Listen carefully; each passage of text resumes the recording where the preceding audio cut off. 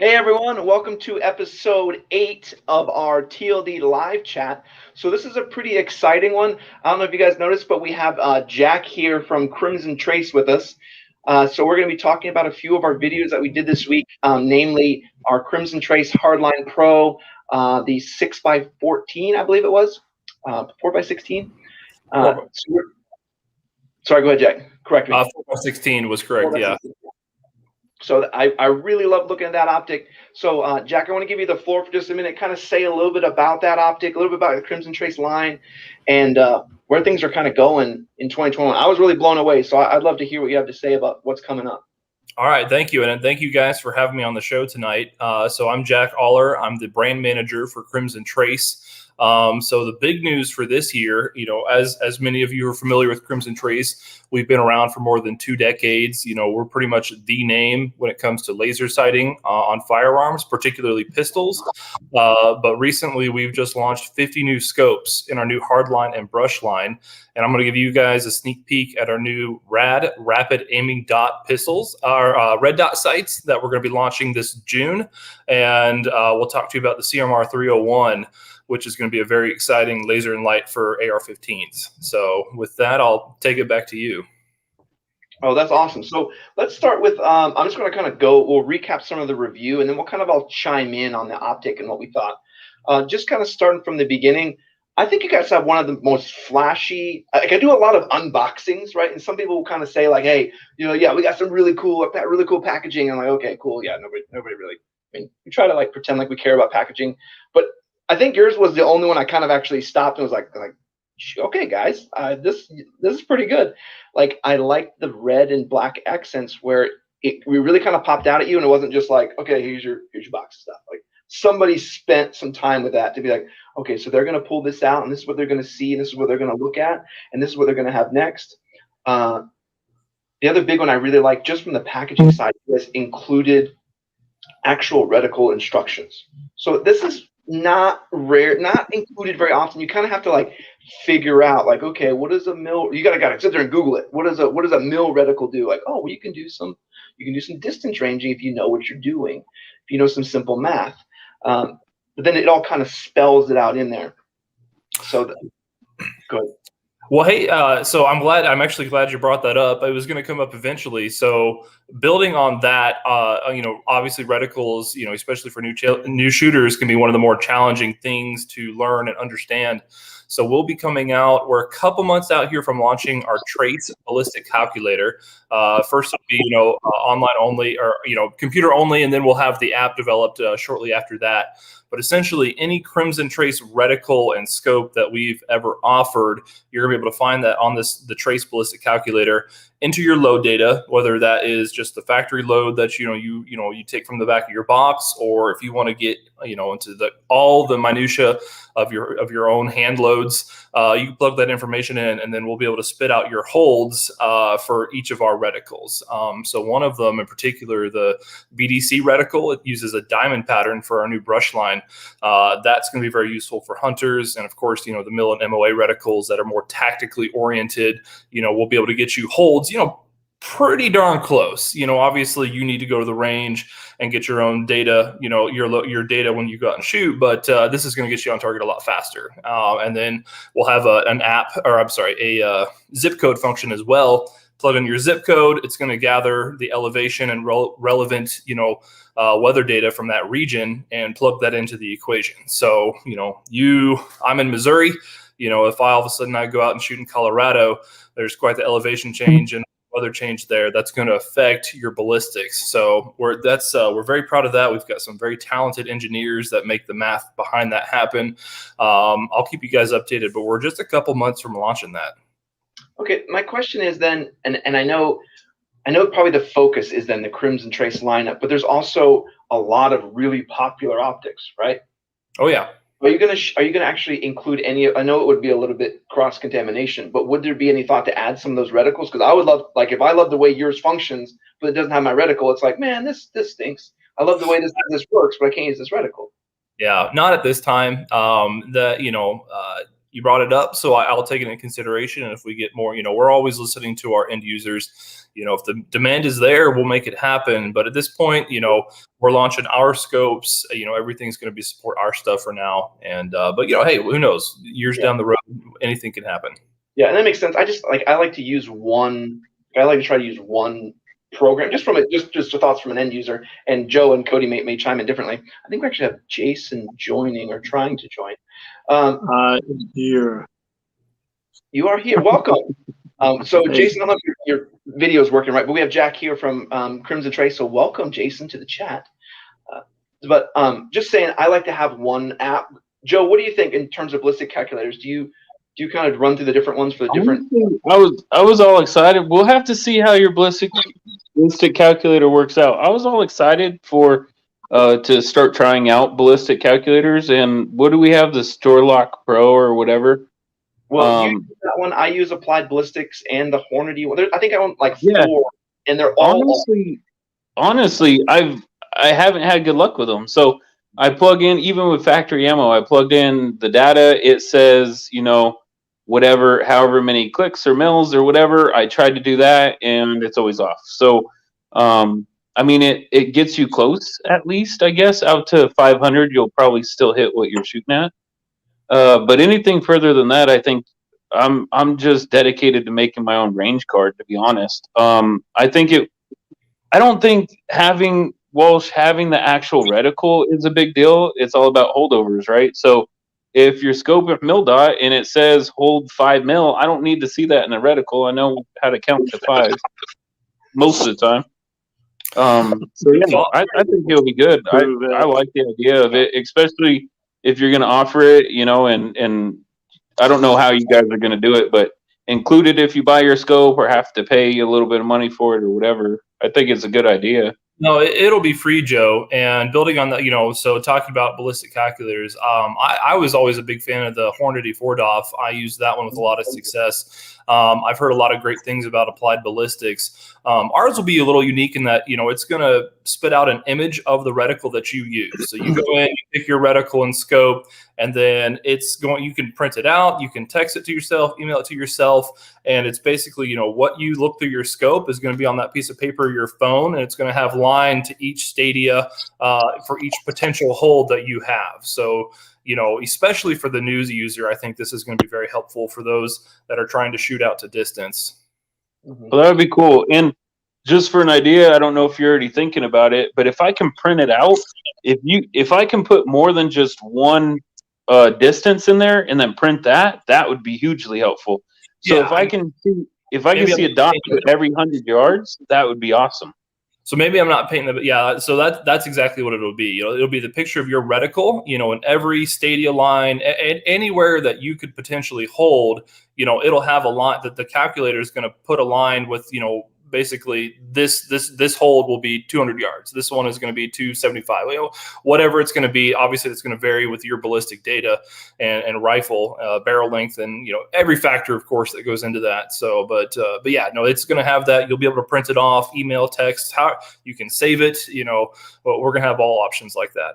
That's cool. Yeah, that'd be awesome to print out and just put in my shooting book, and then I could just flip open my shooting book and then if I have to make adjustments, I can write it right there on it, and my range card is even better, Yeah, definitely. Inside the cap. It was inside of my flip-up cap, and I just have it all right there in front of me. Oh, yeah. Look at that. That's a good idea right there. Yeah. Make it cool and print it out. Yeah, to that point, we're actually going to have it so, you can adjust the size when you print it off. So if you need to shrink it down to the scope cap size, you can just, shrink it down, then cut out the little circle and tape that in there. That'd be cool. We got to talk. How do I get one of those hats? That's probably I love the hat you got. Yeah, this is my favorite. So we've made a bunch of clothing and stuff to help support the line. We'll get you guys taken care of. I always wear this one. I don't know about you guys. I'm pretty tall, and a lot of hats, they'll have like that little metal dimple in the top there, and I'll bust my head getting in and out of our vehicle. This one, I requested can we make one that doesn't have anything there? So it's no metal dimple, and so if I bust my head on the door frame or something like that, it's not on top of that. Just something I asked for. call. So, but yeah, we'll get you guys taken care of with hats and whatnot. No, that's awesome. And what's the color? Like, what's the color schema that you did for like the hardline setup too? Is it similar to that, just different verbiage, or is it that black and red? So the Hardline is kind of a more it's kind of a more modern style. So with that, actually, I'll break into how we differentiate Hardline and Brushline. Brushline being our dedicated hunting optics, went with the camo pattern for this hat. Hardline being our more tactically oriented target shooting, competition, home defense. That one, it's black with a white Hardline on the top. It looks pretty sharp too. We can send you both. Yeah. It'd be awesome. All right, we'll check it out. Okay, so talking about then actual visual aesthetics of the optic. I don't know why it seemed like your optic was the first one, and some people are like, "Well, stop talking about the knurling on the optic." They're like, "Quit! That's all you talked about for like 15 minutes." It just seems so simple and so stupid, but it really was the thing that kind of defines it from both a visual aspect and a tactile user aspect, that I'm like, this is genius. It looks awesome. And it's functional, because now I don't have a diopter where I'm just like trying my best just to get a hold of. Same with the magnification knob. Everything just worked right. So how did you guys come up with that design? So we've got some very talented engineers. So about actually getting on 3 years now, before I was with Crimson Trace, they launched scopes. They called it the 5 series, the 3 series, and the 2 series. And these were Japanese made scopes. Awesome. That, very high quality scopes, and the new Hardline Brushline is too, but that line, was kind of, we learned a lot from that line. And, the scope, the magnification rings, they were pretty tight. It was like you needed to, before you even mount it to your scope, you needed to take a week. If you're watching TV, just run that mag ring back and forth to loosen it up. So we learned from that. And then I'm a firm believer in that, technologically, generally in firearms today, we've reached a point where your gun and your scope, your accessories should look as good as it operates. There's no excuse to, this is the best shooting gun in the world, but I'm spending $3,000. I want it to look nice too. And so, we push this concept of coveted gear. We want people to want to own Crimson Trace because it looks as good as it performs. So not only is that aggressive knurling, effective in getting a grip with gloves on, without gloves on, it's very smooth, but also looks really sharp too. So you're not the first to comment on that. That's very consistent. Whenever we show this to a new, someone that hasn't seen them for the first time, it's one of the standout features at a first glance. Yeah. I was thinking about watching the video again and counting how many times Walsh said knurling. I think that's the first scope that he ever not said, "Oh, I'm definitely throwing a throw lever on this." Yeah, that's true. That's a good segue. I'm a big fan of throw levers. I really am. I don't think this needs one, but I would like one. But would there be a challenge in doing a throw lever on this style, though? Oh no, yeah, we can. So I'm developing those, especially for competition 3-gun PRS style stuff. The aggressive knurling is nice, but that lever, it's just, you don't have to, it's easy to grab and then pull it one way, to max out, or however you need to do it. 100%, yeah. No, it'll be a wraparound that screws down. It'll be super, super adjustable, very convenient. Yeah, I totally understand. I like to put them on there, but if you don't want to put a throw lever on there, it's still very effective. Oh, see, Joe and Jason, see, that's weird. No, you're like the competition shooter without ever going to a competition of the group. Okay, that's a fantastic segue, because this is something we need to do one day, and something I would love to talk about while Jack is here. What we need to do, and Joe brings it up. Has anyone here ever done a competition? No, I don't think any of us actually have. I would love to just go out to a competition, load it out with Crimson Trace optics, and just show up and just see what happens. Like, who's this guy? Like, he's just some dude with a camera, and we're going to see him either fail or succeed. I would love to bring out some of your optics and just go shoot that and record. I don't know what I tell you what, depending on what you want to start, whether it's, USPSA, or IDPA or 3-gun and then PRS, let me know which one you want to do. I recommend starting pistol first. It's kind of easier to get into, you know, if you're going to do that. We can fit you out with some red dots. Speaking of that, I'll show you guys a little sneak peek of our new rapid aiming dot. So we're going to have 7 of these. I'm super excited for them.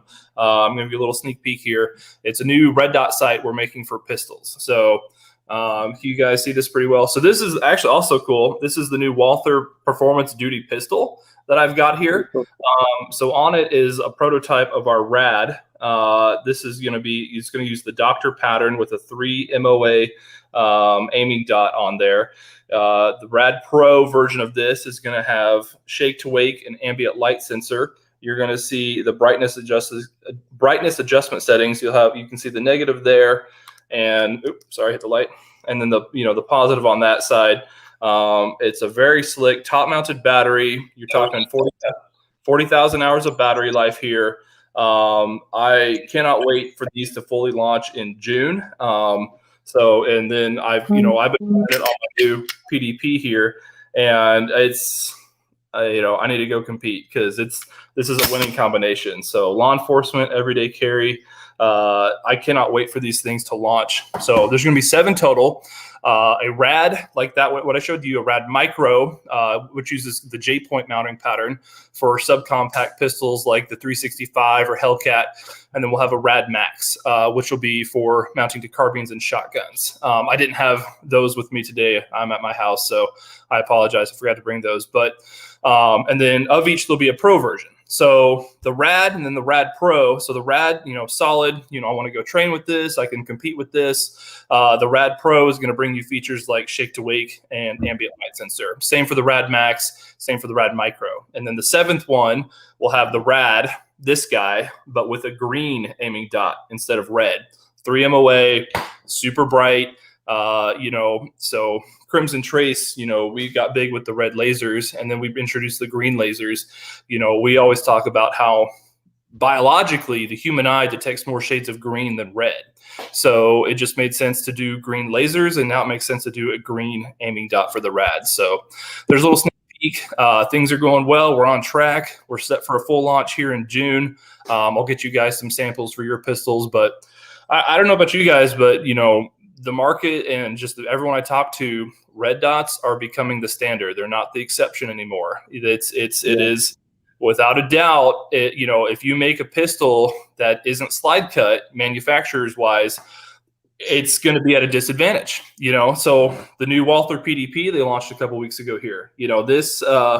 They only have their only optics cut. There isn't going to be an iron sights only version of that. Whether you want to use a red dot or not, it's ready for it.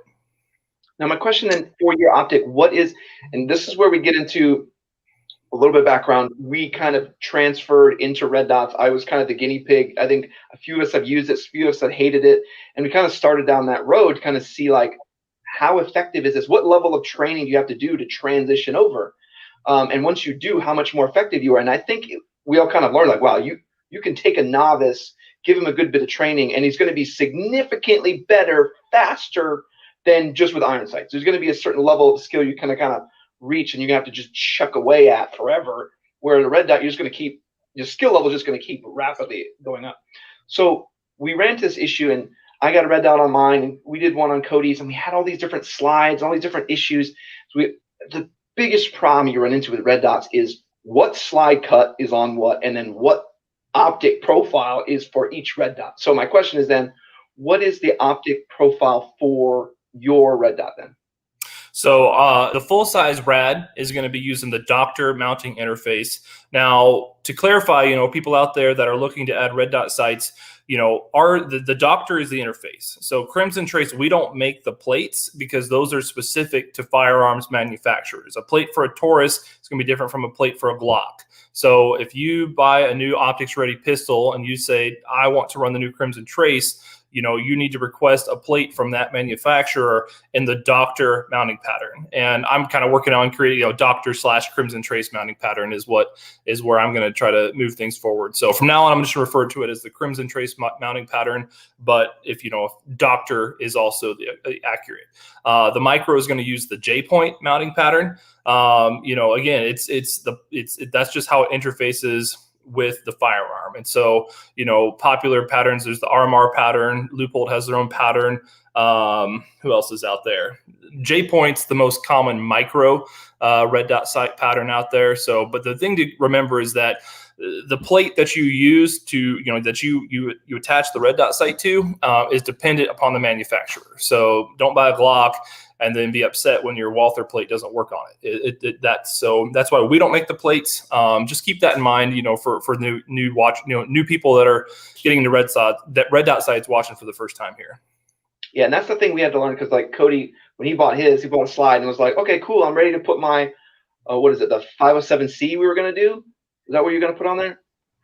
Yeah, we tried that first, and then we went to Sig, Romeo Pro, and none of that worked. So I had to go back to the Romeo 1.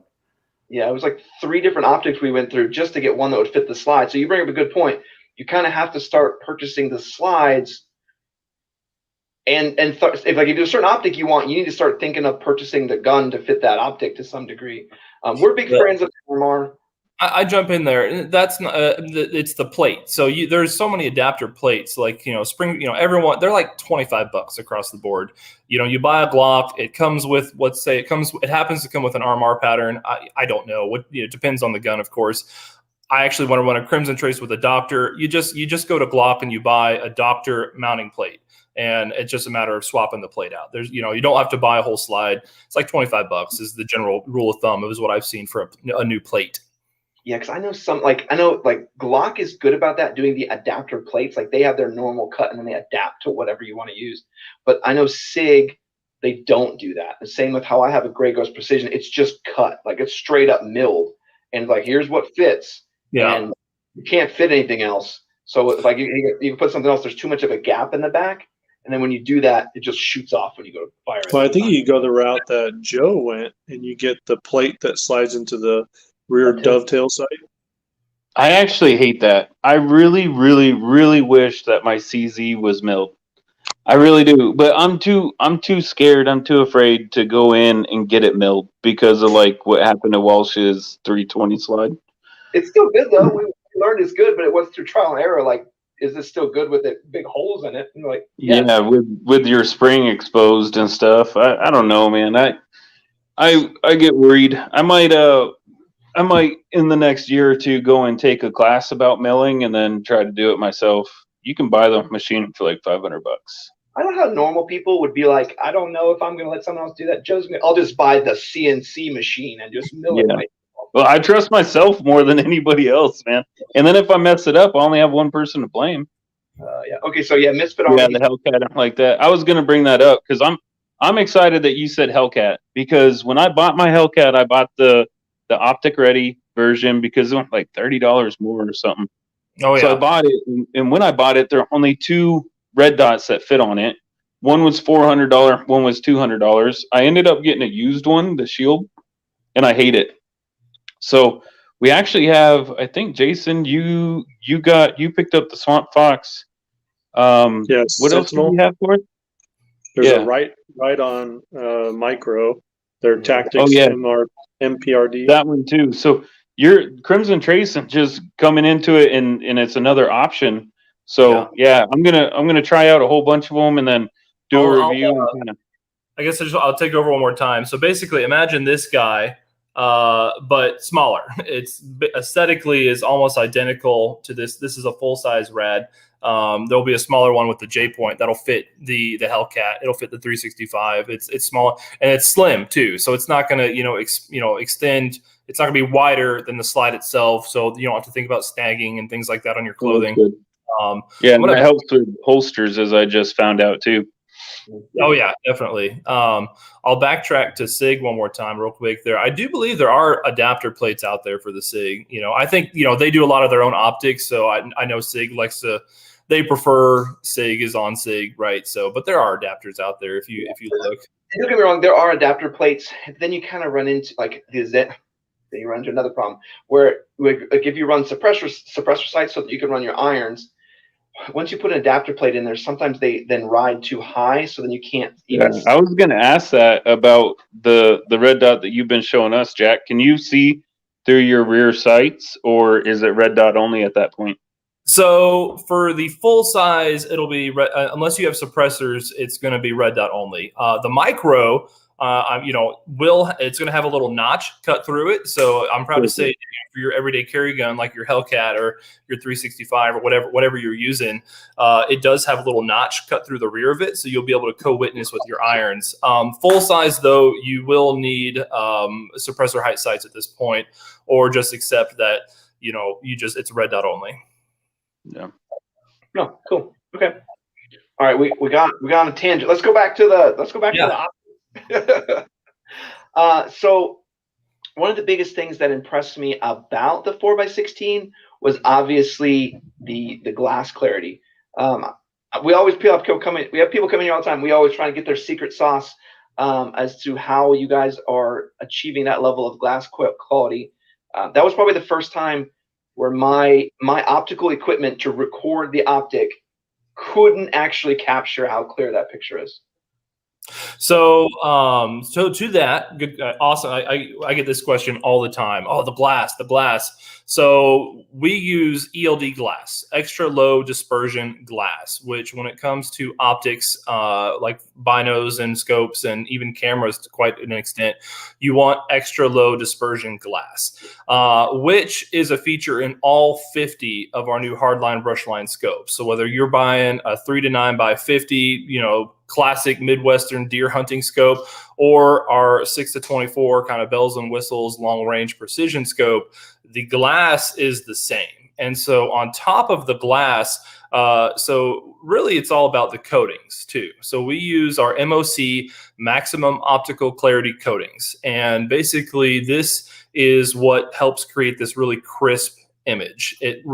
Scratch resistance, it's more durable, fog resistance, it's waterproof, so it's a mixture of ELD glass with our proprietary MOC coatings is how you kind of get that real crisp image. And also, so our scopes are at least across the board, all 50, we're looking at least 90% light transmission. So, that's a big part. You need light to come through your scope to use it to its fullest potential. Obviously the larger your objective, the more light that is allowed to pass through. So like that one, the 50 millimeter objective is nice and big. Lots of light can make it through the scope. It's just, there's a lot of factors into why the image is so crisp, but the main one for us is it's ELD glass with our MOC coatings. It's awesome. Yeah, I always hear a lot about the coatings being like the secret magic. Like that's always like the secret sauce. Like you gotta coat it, right? I was surprised, Walsh, on you just did it. You just highlighted it, and that's what I'm going to say about your video was the eye relief on that thing. Like if you've ever tried to show your buddies what your scope looks like, it takes 20 minutes to get your camera to actually look through a scope. I can't believe that you're able to replicate that multiple times. Yeah, and it's funny. I can remember showing you guys. It was after one of the shows. I was like, guys, like we had just finished our lecture. I was like, you guys aren't going to believe this. Like, look how crazy this eye relief is. And I just popped it up. And I was like, look, there's reticle. And you guys were like, what? Like, how is eye relief that good? Yeah. I have to set my stuff like on the table and get my phone behind it and get just perfect in order to snap a picture and see down it. Yeah, and even then it's more black than the actual what the scope's seeing. Yeah, this one was awesome in terms of eye relief too. I found that once you get up to 16, it gets a little bit more tight, but it wasn't anything crazy. It wasn't one of those like, well, I got to keep moving my head around. Not at all. I didn't have any of that. But the 4x was just from anywhere you came onto the rifle, I could just see clearly. Big kudos on the eye relief.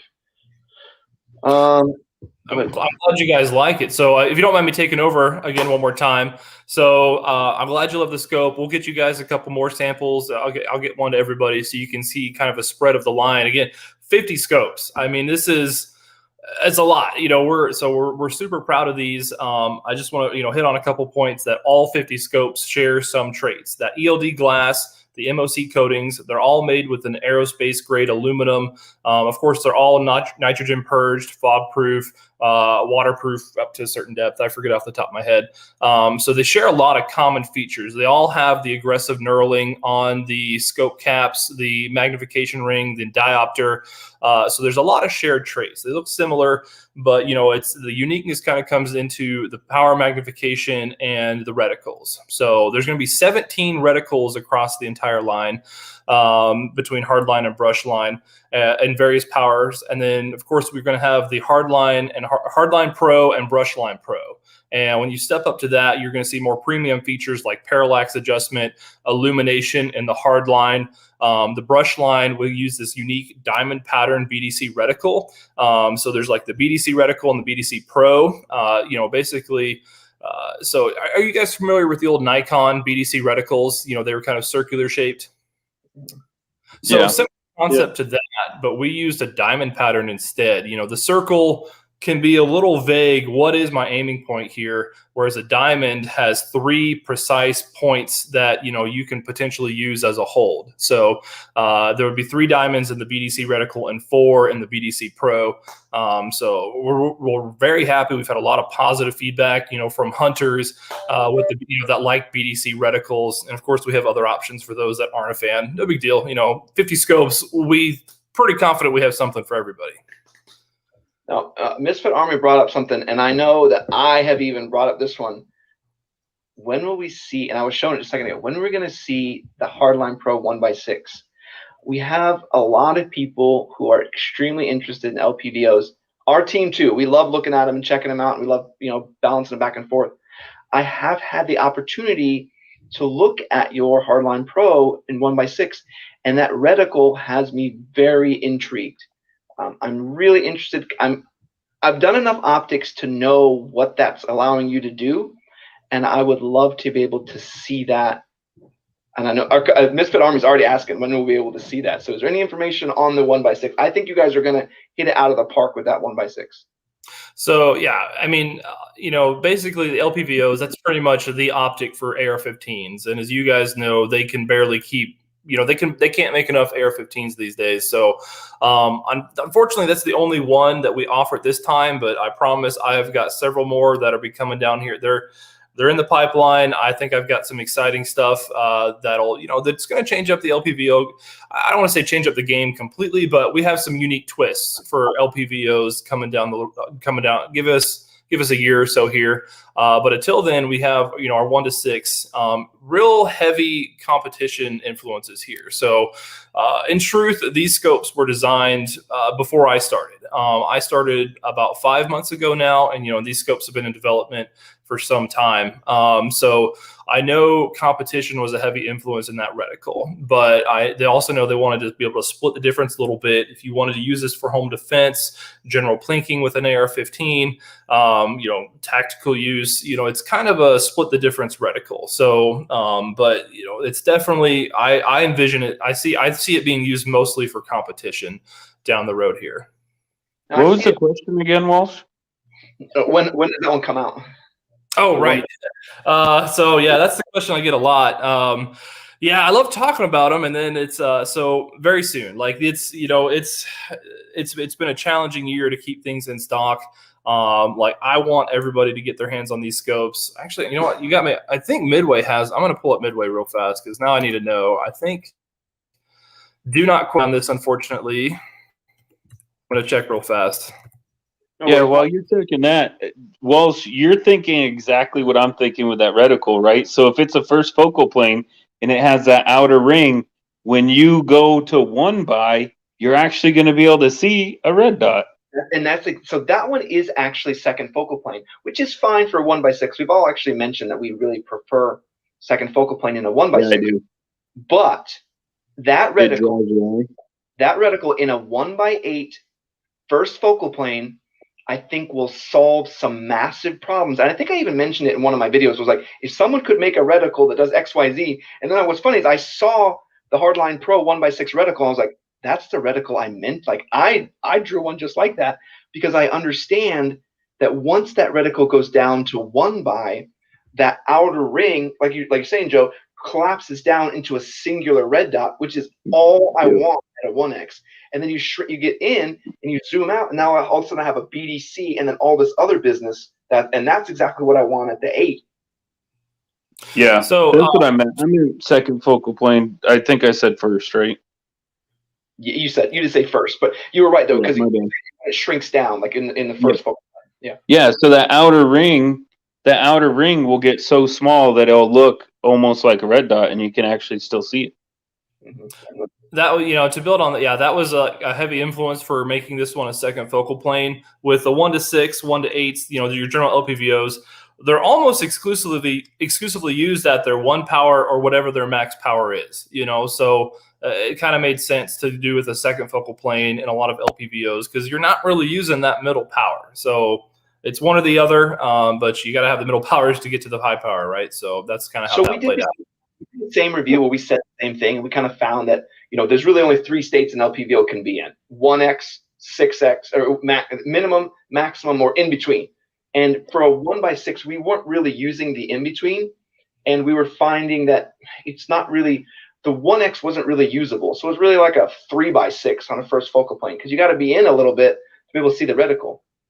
On a 1x8, though, I will say there's a bit more of that in between that it becomes a little more useful. I think you guys could be onto something a little nutty with that reticle in particular in first focal plane on a 1x8. 1x6, no, I think you're fine where you're at. Second focal plane, that's what I would say too. But first focal plane, that design, I understand what that's going to do at a 1x, and I think that's what Joe's getting at too. Like I would have a little tiny little red dot, and that's all I want. Like, yeah, exactly.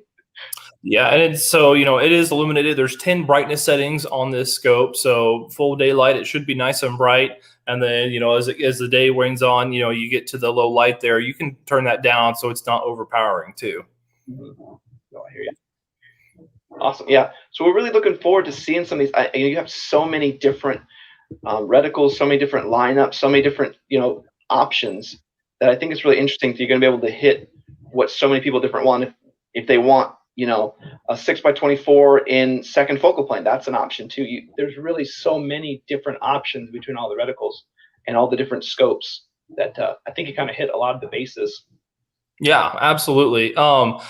So back to your availability question. So unfortunately, it's going to be available on our website probably last. It's going to go to a lot of our dealers and distributors first. They bought it. Of course, they're going to have first dibs. So to me, your money is good everywhere. Please, I'm fine with you buying them anywhere. But they will get to our website eventually. Actually, while you had the website up, would you mind pulling up one of the brush line scopes? Preferably one with one of the BDC reticles. We can kind of get we should have a nice visual of that, what that BDC reticle looks like. You want the BDC rimfire? Which one would you like to see? Let's see. There should be, no, not that one. There's a diamond pattern. Just go click on brush line. There should be on the left, moving up, there should be like a categories. Brush line Pro 2.5 to 10 by 42 BDC. You were just above it. That would be a good one. 2.5 to 10. The 3 to 12 is good too. That's going to have the reticle is going to be very similar. Any of them BDC? Oh, nope, not that one. Sorry, that's Plex. There you go, BDC.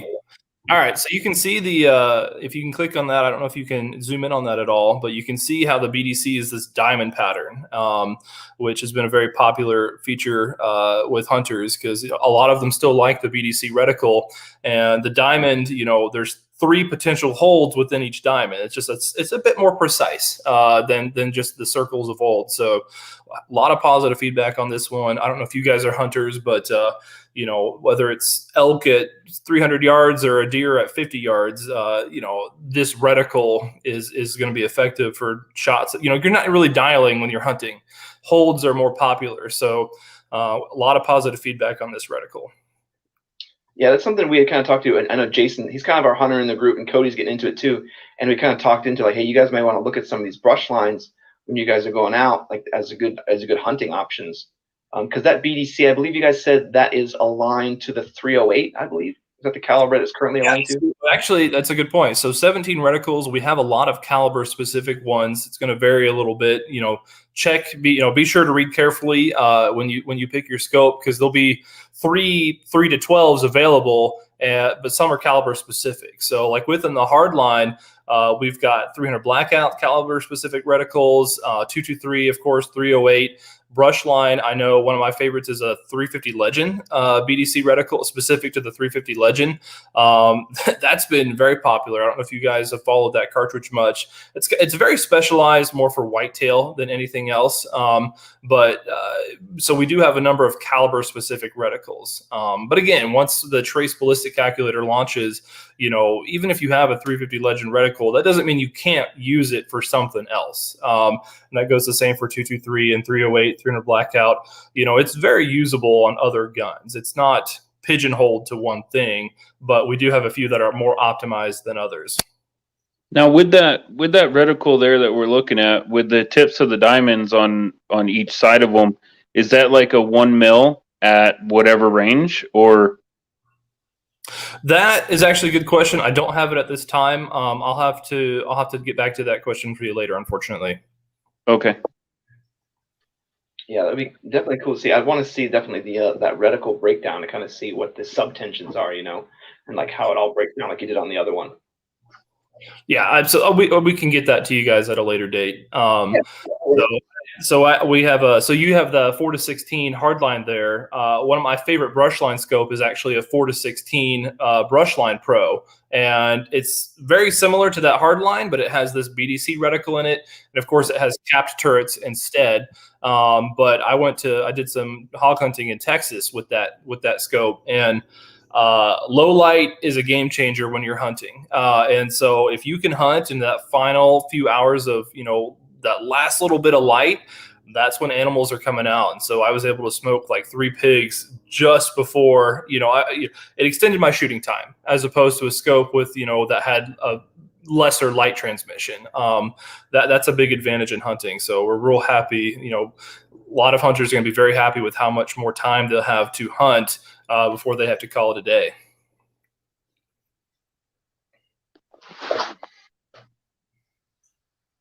I think you're muted, Walsh. Yes. A couple of them. Let me know if any of these are the ones you're talking about. So let's see. It was a 4-16 by 50 millimeters. So we've got quite a few options, of course. But like that 4-16 by 42 there, you can click on that. That's a good example. That actually brings up one more thing I forgot to talk about.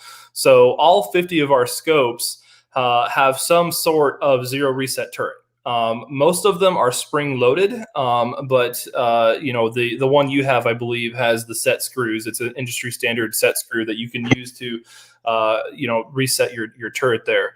But a lot of them have a spring loaded reset. You just basically, you get your 0, and then it's like, well, my 0, I'm on my 0 now, and it says 5. I want my 0 to say 0. You can lift up on your turret and move it back down to 0. That way, if it gets bumped or whatever, you can, every time you move that 0 to 0, you line up your 0, that your scope is on. So that's another popular feature that all 50 have this in one shape, one form or the other. Mostly spring loaded, but there's a couple set screw options too. Yeah, I didn't find any issue with I guess because I'm just used to it in terms of like normal, like what you normally see. That's just kind of what I'm used to seeing. But I like to see that. I see you have like that spring loaded one that has that center screw cap. You can see it's a different design. Mm-hmm. Easy to pop up. Yeah. And I think that the craziest part is there's so many different reticles. I'm trying to see if I can pull this one up a little bit cleaner from the website. There's so many different reticles that it really comes down to, what kind of, we talk about mission sets, what someone's looking to do. If it's, of course you can't see it. If it's home defense or what they're trying to accomplish with reticle and that optic.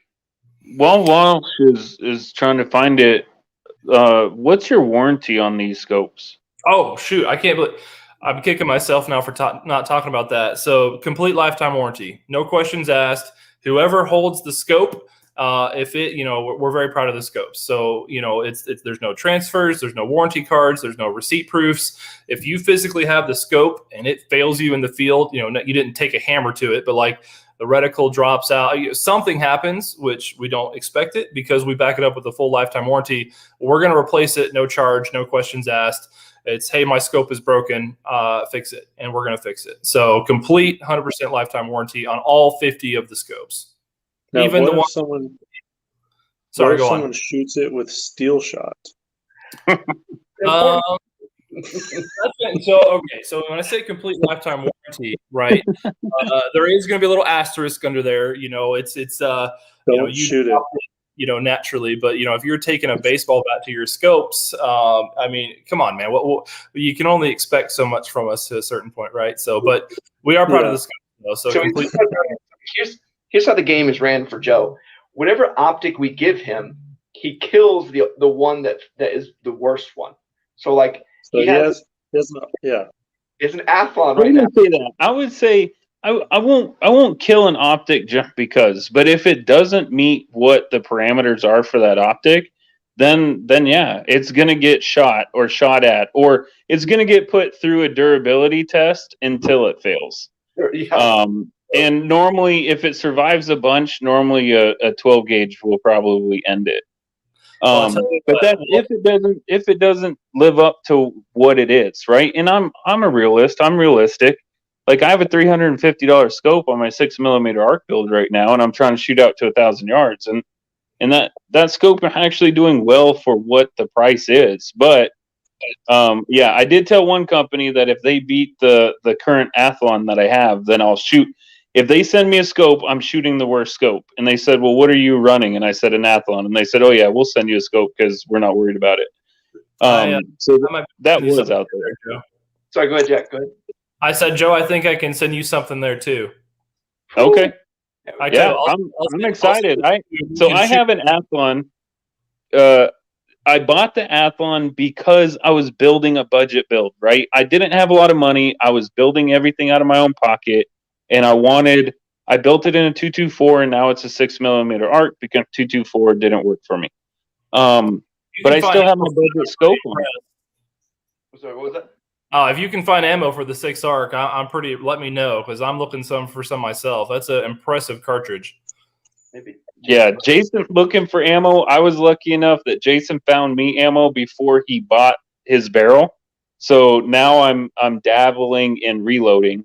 And I'm working with a guy in my local area, Sean from We Like Shooting, and we both have our 6mm arcs built, and we just need to make more ammo and go out and shoot. All right. Well, let me know how it goes. I got to shoot it a while back, and my best group, I had 3 shots in 6 inches at 1,000 yards with a Ruger Model 556 with a 6mm arc barrel. So and that's an off the shelf $800 gun, give or take there, more or less. And 1,000 I had 3 shots inside of 6 inches. So I haven't shot it extensively, but from what I've seen, what I've talked to about it so far, I mean, that's everyone that the arc it's pretty real. Yeah. I am amazed at it. I'm not the best shot, and I'm just getting into distance. And even with my scope that Walsh teases me about and my Amazon bipod, I got 0.48 MOA at 100 yards in 5 shots, which is really good for me. There you go. There's no it's interesting because there's kind of this mantra that's set within the tactical community that you have to have the best, most expensive thing. And Joe's out there shooting half MOA with just junk. Yeah, my entire gun, including the optic, under $1,000. I think I need to add it all up, but I think it's all under 1,000. Yeah, I mean the barrel's really nice though, at least. All right, so Jack, I want to give you a little bit more time. We probably have about 10 or 12 more minutes. I know you had mentioned that there was another item you want to mention. Your real quick, Walsh. If you go ahead and hit the new up on the CT website there, go ahead and hit new for me. And then scroll down a little ways till you see the CMR 301. Here we are. There it is. It's on the rifle there. So this is a really exciting one. So we're about a month and a half-ish, 2 months from full launch, like product on shelves, currently on track. That's the goal right now. So it's a green laser and 1,000 lumen white light. for the AR-15. It mounts to Picatinny rail or M-LOK.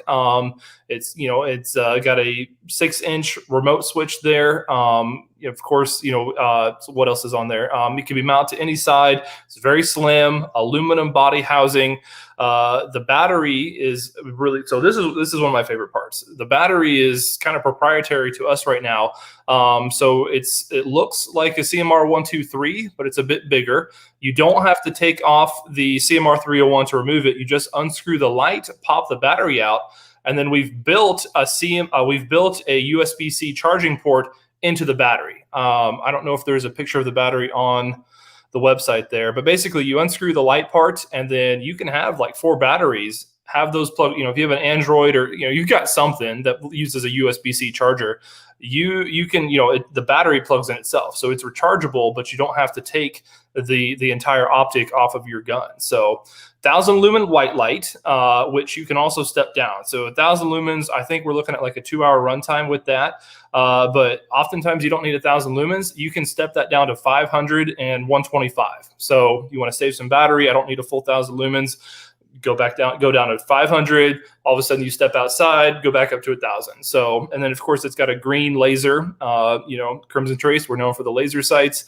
This is a very, very exciting one. So we're gonna have this one in black and FDE. There is a switch on the device itself to activate it, turn it on and off, and then the tail switch, which is cool. Does not use Velcro. You can see it right there. It just clips right onto the Picatinny rail. I hate Velcro remote switches that kind of wrap around the entire handguard. This one just clips right on. And then if you look behind the light there's an adjustment, so you can adjust that to off. So you throw this in your case. You don't want to things get bumped, things get turned on, battery gets worn out.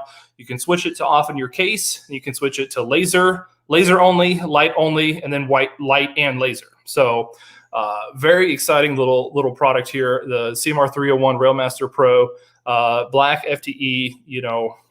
Ask questions. I'm going to send you guys some of these, but for guys that aren't running IR, but they want a light and laser for their AR-15, they want something that's affordable. I mean, both of these are going to be under $300. So MSRP is $279 on this guy.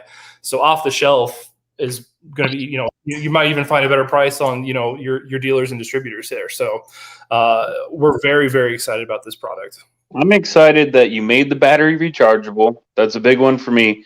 That the switch clips on to Picatinny. But I do have a question. Yep. How hard is it actually to make IR? Because we get issued in the military, we get issued the little lens caps that go on the end of our flashlight that cost $5 and turns the regular flashlight into IR. So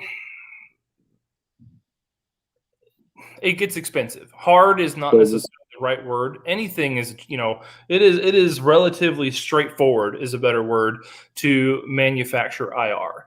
But it is just the way it works. It's expensive, and there is not yet a technology that makes IR as affordable as this here. That's the way manufacturing works at this time. As technology progresses, things may change. And then, for me, as we develop new products, we look at the demand. Like, yes, IR is awesome. Everyone who's used it loves it, but it's not just a $500 laser. It's also $2,000 night vision goggles, so it's, if you want to use IR, it's a significant investment, so it's a lot of, is there a demand for it? Sure. Are there people willing to spend that level of money on it? Also, yes, but we haven't reached a point yet where, I can justify doing this huge SKU lines of IR yet. I'd love to, but right now, this is how I think we can get people excited about laser sights. And then once they see once they understand what IR is and the potential for that, there you go. Plus, are you going to put IR on, as much as I'd love to put IR on every single one of my AR-15s, again, the price there, this is something that you could afford to put on mini guns or switch it between guns. For people that aren't ready for IR, this is an awesome, awesome product. I have a question. Jason's going to hit on. I think laser are a great training tool. So I don't think that I would really use laser too much. It does draw a line right back to you. But as far as a training tool goes, when you're out on the range and you want to see how your recoil mitigation is going, where your muzzle is actually jumping to, a laser is a great way for training at the range. That, and if you don't want to use, you can turn the laser off. You can do white light only on this optic here. I totally get it for home. I mean, I do see a lot of potential in this for home defense. At close range, you don't necessarily, if you're inside your home, getting on your optic can be challenging. And yes, the laser does draw a line back to you, but so does the white light. So like within extreme close distances, like inside a home, we've been doing lasers a long time. We've got a lot of the lasers work. I'll say that, and I'll leave it at that. Does the button shut on and off the light and the laser? You can switch what the button does. Are you talking about on the remote switch? Yeah. So that button, you can, I believe you'll click it 5 times, and the button turns it on and off. But there's the switch. So if you look at the light portion itself, there's the lens at the front, and in the back you can kind of see it's a circular looking device there. That's what you can switch to go from off, laser only, light only, light and laser. And then the remote switch itself is purely for on and off. That would be awesome. I would love to be able to just shut it off like that and turn it on. I would use it. Yeah. And here's what I'm thinking too. I know Jason he chimed in on this. He's one of our duty. He actually probably uses us for duty. And one of the issues he ran into, and I mean, steal your thunder, Jason, but one of the other lights, when you press the touchpad, it only went in full, so we could only use it for 2 hours. And it wouldn't really work in terms of a shift. If he sets it to a lower rating and he presses the touchpad, will it stay at that optic, or will it always just be at like the full burn mode? Yeah, so like with the switch, I believe it's 5 times. You hit it 5 times, and that adjusts, and then it stays at that level. So you go from 1,000, click it 5 times, it goes to 500, and then it stays at 500 until you switch it back again. That's cool. And so I also want to chime in on the laser piece, where I want to make sure people understand this too, in terms of why you may want to use something like this for home defense. So for myself and kind of talking to a lot of people on the team, we like to do a 50-200 zero. But what's interesting is if I got this, I would probably zero that laser at 10 yards. Yeah. So then, interestingly, you would then have a laser that would adjust for everything that would be within a home. You wouldn't even need to worry about doing any sort of adjustment. And then you still have your 50-200 zero that you could leave. So it's just for ultra close range to adjust for. That's how I would use it, because I'm not going to use it for a 500-yard shot or anything. Yeah, or like you were saying, well, so like if you're running, say you're running a 3x9 because you primarily hog hunt with your AR, right, or whatever you want to shoot with it, but you're running a 3x9, then you have a laser that you can actually use in your house, and you don't even have to use your optic. Or if your optic fails you, right? You don't need a red dot like cannon to the side like people like to do. Just like, no, this is fine. This will get me within 25 yards. It's not a big deal. Yeah, even on Cody 308 that he wants to build, or Jason 308 that he wants to build. Yeah, no, I think that'd be cool. I'm interested to see it. I think so. One thing that I would actually really love to see, and I tell you this, is if it was modular. And this is maybe just something obvious. I like how it is now, but the idea of being able to change out each of those individual side components. So if I could switch out that top laser to a green laser, or swap it out to another light, and now I'm running 2 lights, or I'm running 2 lasers. Or if then later you come out and you're like, hey, we now do an IR module, which if someone wants to spend $500 on an IR module, then they can just put it into that same housing. You could run red and IR. You could run light and IR. So then the modularity, I think, would be like mind-blowing if you wanted to do that. I don't know if I would, but I'm trying to think why I would want 2 lasers on my gun. 1 0 to 10 and 1 0 to 25. I want 2 lasers. You would. I want sharks with lasers on their heads. We actually make a patch that is it's a shark that has 2 laser beams coming out of his head. I'll send you guys that patch. It's one of my favorites. Yeah, definitely would put Walsh's name on that box. That's Walsh all day long. Great. Now it's going on.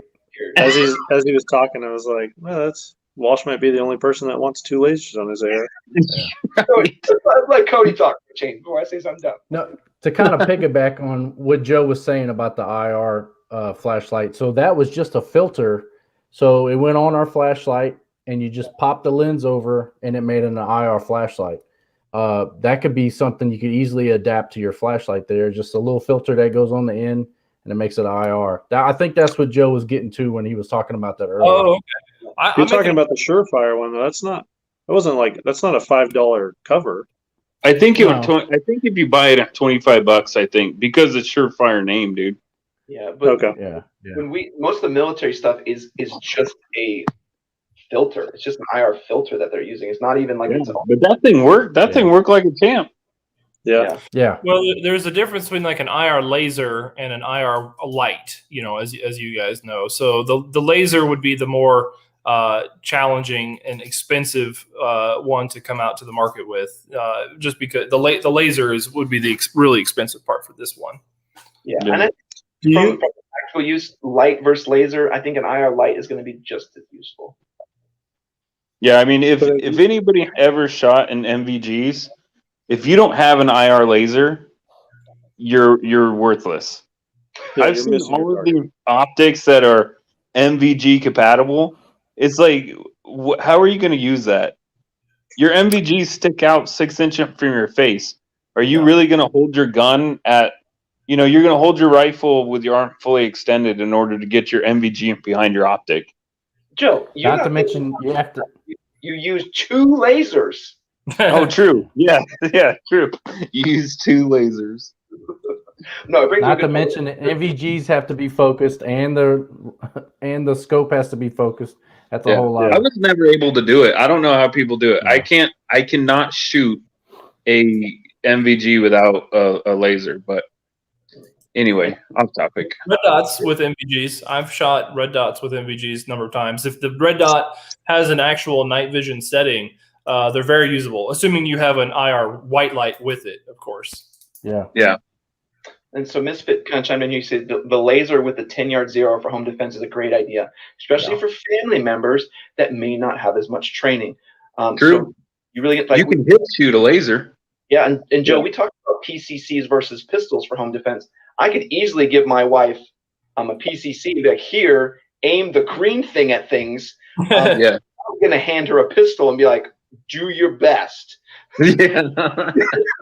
Unless it's the judge, right? Unless it's the judge, then you can hand it to her and be like, "Do your best."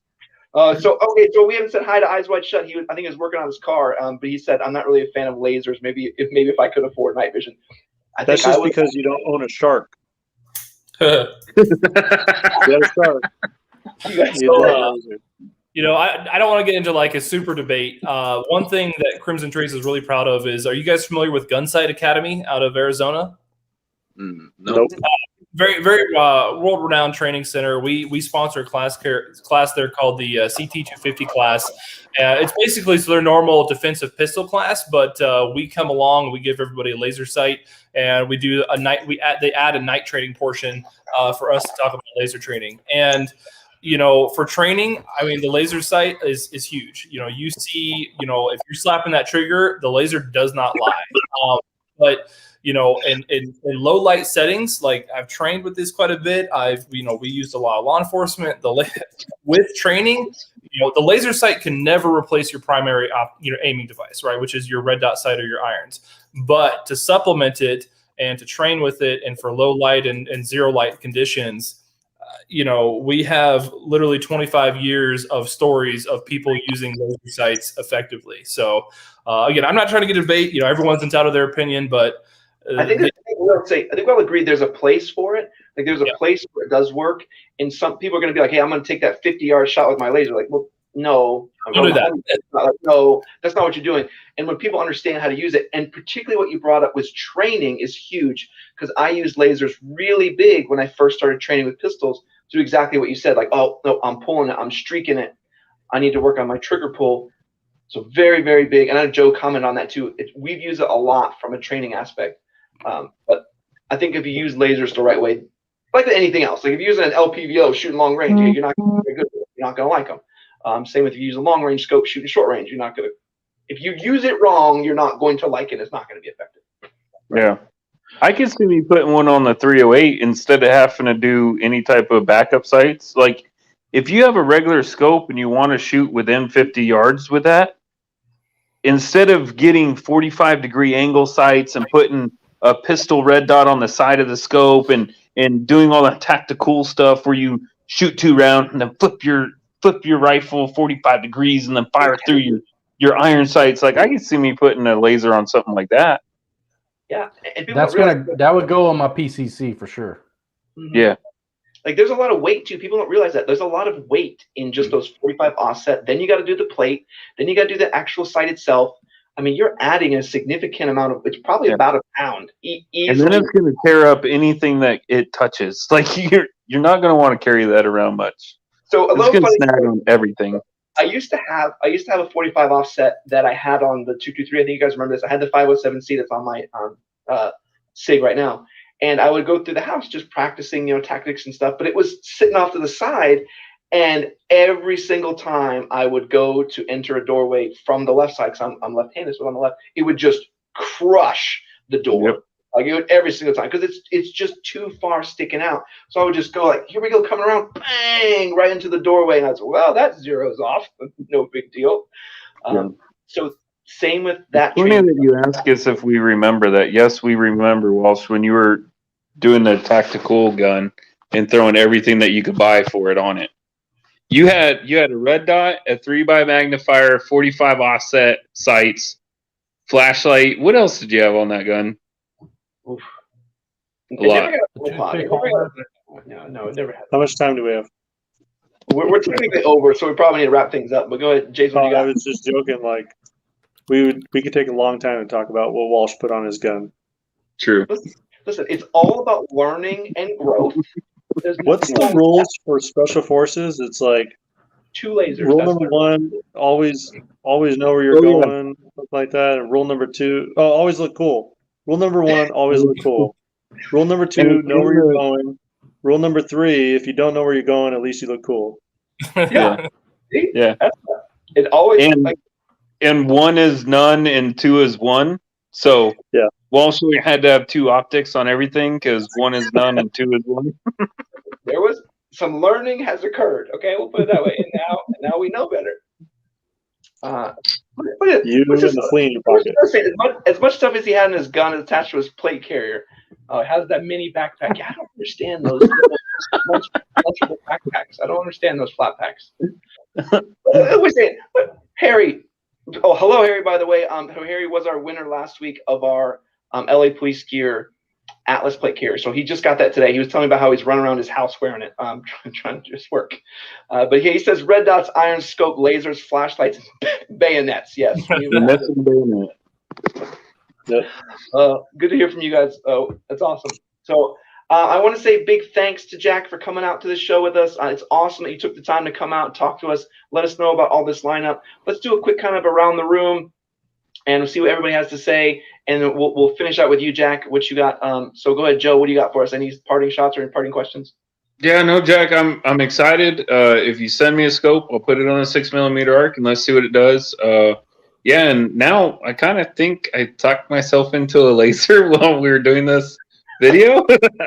So yeah, no, that's excited my job, for what so I can take that to my boss now. And I said, hey, I got 1 at least, right? Yeah, it worked. So I just want to say thanks for being on the show. Thanks for telling us about some of the cool stuff coming out, and we hope to see you again soon. Absolutely. You're welcome. Thank you. Yeah, Cody, what you got for us? Yeah, thanks for coming out, Jack. One thing for me is I'm a first impressions guy. When Walsh was opening that box and we saw the presentation, I'd like to give you, whoever that person is at Crimson Trace that designed that box, give him a high five for me tomorrow. It looked awesome. But we're real excited to work with you guys. Hey, well, I'm excited to work with you guys. Yeah, so engineers are a big part in making the scopes awesome. They work, but our graphics design team is par none. As you can see, I mentioned earlier, it's like stuff should look as good as it works. That's I'm very much a believer in that these days. We push this concept of coveted gear, like Crimson Trace is coveted gear. We want people to go to the range and like, well, what does that guy got? he's got a Crimson Trace 4-16 Hardline Pro on there. Like that's what I'm going for. That's what we're going for at Crimson Trace. So I'm glad that it's working. So I appreciate that feedback. Okay, Jason, so what do you got? Yeah, I was kind of the same thing that the other guys are talking about. I'm kind of interested in the laser now too. I like Walsh's idea of zeroing it at a short distance, just throwing it on my home defense gun. I was excited to know that you guys were so close to me though in Oregon. I'm in Southern Washington, so I think we're a couple hours away from. We clarified that before you came on. Oh, okay. Well, I missed that then. 10 minutes. Way to go to be late, Jason. Yeah. Son of a gun. They're in Michigan. Oh, in Michigan? I got family in Battle Creek. Missouri. So I live in Missouri. I live in Missouri.